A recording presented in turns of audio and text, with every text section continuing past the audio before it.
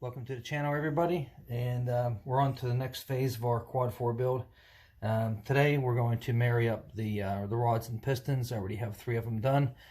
This piston, it's an aftermarket piston, but you can see there's no real dome to it, but does have the 4 valve release, and because the intake valves are larger than the exhaust, you do have to know which side you're putting in the motor. So you can't, you don't want to put them in backwards, have it end up with the exhaust valve side in on the intake side of the head. So with the factory pistons, with the low output, doesn't really matter.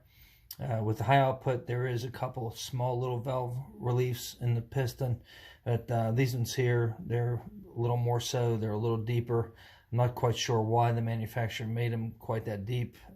We're running a stock lift cam, and that is that's pretty deep. So the factory piston has a very mild dish. Now this here, it's more of a flat top, but you know, with the absence of the dish, but the you know, with no valve.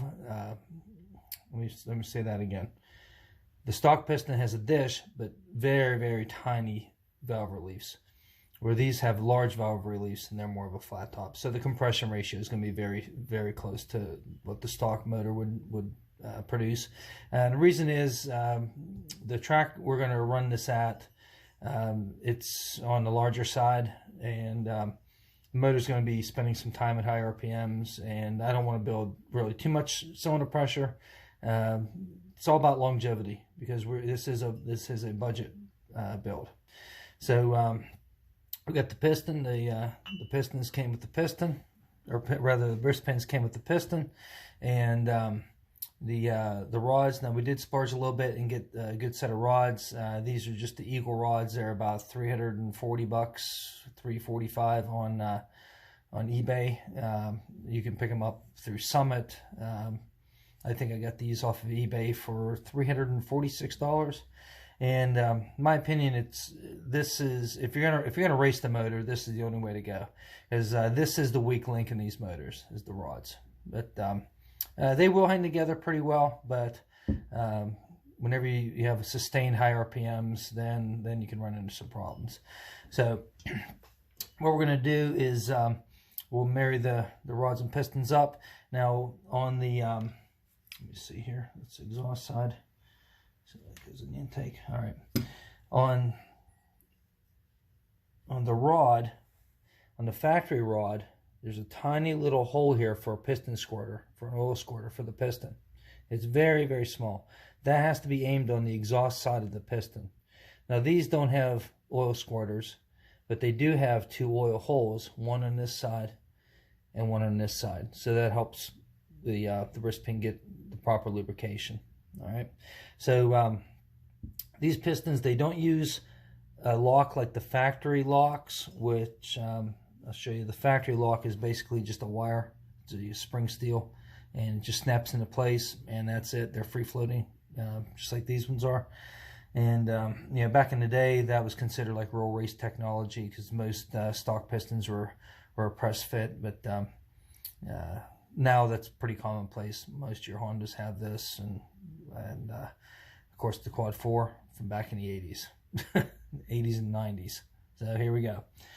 All right, so I already have the locks put in the piston on this side. There's actually 2 spiral locks to go in, and they're made out of like a spring steel.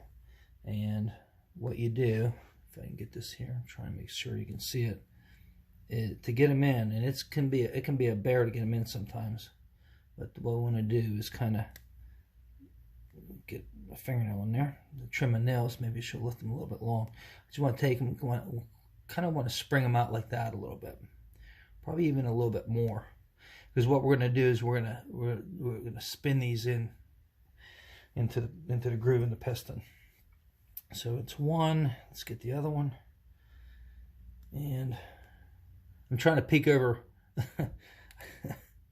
my shoulder here to look at the screen to make sure you guys can see everything. But there we go. There we go. Just kind of pull them apart. We'll make like a spirally thing out of it, like a spring. All right, that looks pretty good. All right, so rather than use assembly lube, we're just going to oil these up with regular oil. So I've already cleaned everything, and you got to make sure, even though these are new pistons, you still have to clean them, because from the factory, I mean, they clean them and they blow them off, but there could be a little tiny fragment of aluminum stuck down in there. With the rods, you might get a little tiny piece of iron in there, but we've already done that. You know, basically run them through the parts washer and then spray them down with brake clean, and then blow it off real good. And then I inspected them to make sure there wasn't anything hung up in there. And without further ado, let's get started. So we're gonna lubricate the wrist pin. Put a little bit of oil on there. Good. And we're gonna lubricate the inside of the small end of the rod. Put a little bit more in there. And you don't want to spare the oil whenever you do this. Alright, so with that, and we're also going to lubricate inside the piston boss here. We'll put a little bit there, and then we'll just take our finger, kind of move it around a little bit. Make sure everything's coated. Put a little bit on my finger, actually get up here. And I think we're ready to go. Alright. So we're going to try and do this here. Towel. Alright, first thing you want to do is get the wrist pin started in the piston. It slides in real nice.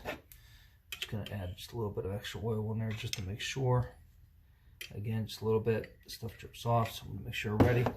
Now, with the factory rod, there's these two little notches here where the bearing is going to set, and those notches, and I've already done these ones, are on the intake side of the piston.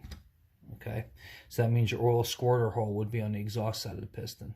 Now, since these don't have an oil squirter hole to cool the bottom of the piston, we're going to make sure that we put these on the intake side of the piston. So I want to take a peek here, and we got the intake side here. So the intake side is on this side. So that means we want to make sure we put the rod in like this. Here we go, just like that.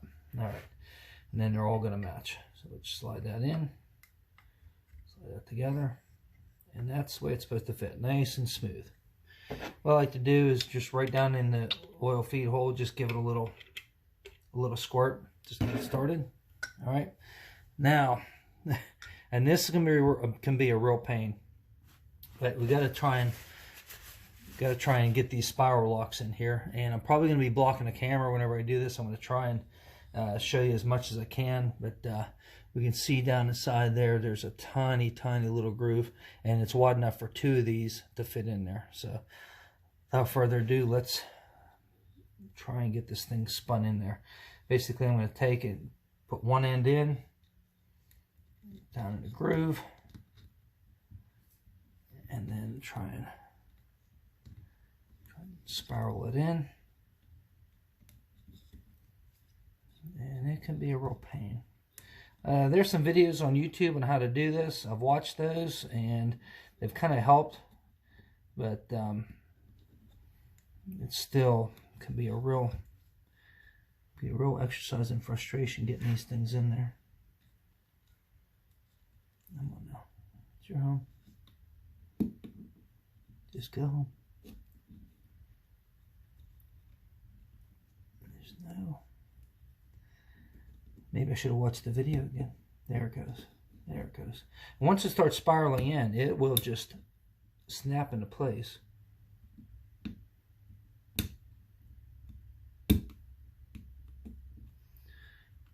And that is it. It's in. Now, because that's sprung, it's going to take up the width of the groove in there that this one has to set in.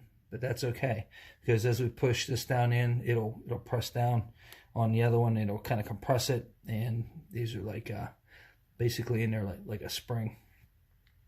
All right, we got one in. Wasn't too bad. They have it all the way in there. I'll make sure. Sometimes we can take a screwdriver, just make sure that we're in all the way. Just make sure. Let's see. And that, yeah, we are good. Okay. I just want to check that, make sure it's kind of moving back and forth inside the little groove there. All right, and then this one. See if we can do this one as just as easy. Now, I want to be careful because the other one's in there like this. So let's say my fingers are these two wires right here. So I want to make sure that I put it on top of that lock that's already in there. I don't want to shove it down in between and have these two things interlocked. That's going to be a mess and I'll have to pull it apart. The manufacturer gives you a couple extra locks whenever you buy the pistons, but I'm just kind of spiraling it in. But I don't want to have to use them. They're just spares. My fingers in the way, but it's just kind of one of those deals. I can see what I'm doing.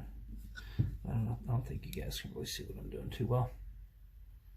Let's try it again. Stick it down in there, and then what we're trying to do is just kind of twist it and spiral that down in. Okay. There it goes, right there. Just kind of turned it and start to break down in. You can see how that just goes right down in. We can actually very carefully use the screwdriver since my fingers won't be in the way. Hopefully you can see that okay. There we go. And just kind of push it down like so. Like that, and it's sprung outside the hole just a little bit, but it will pull itself down in. Maybe try and give it some help here. Yep, and that's it. I heard it snap. So that is it. The pistons are all mated up. So this is a quite a process to get these ready to actually put them into the motor. So this is the first step.